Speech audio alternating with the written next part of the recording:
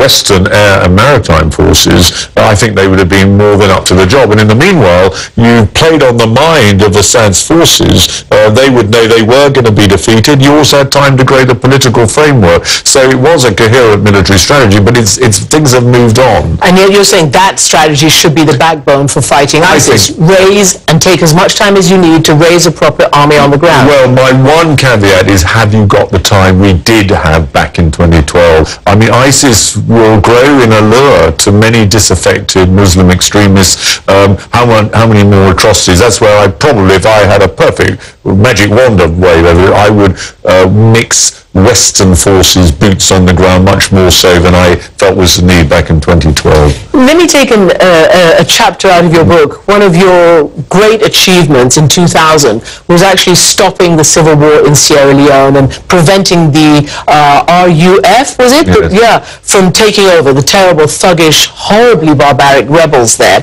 Now, as you know, the US military, the British are in Sierra Leone, the US is in Liberia. What do you think the military can do to stop a disease, to stop a contagion, much less a war? Well, they can do quite a lot. The problem is I don't think it's going to be sufficient. I mean, this has actually been a disgraceful episode in many ways, that the world community wasn't alerted back in March, April. I was there in May, I came back. Now we've got to pour in support. If for no other reason than a basic humanitarian one, you know, these countries are fragile.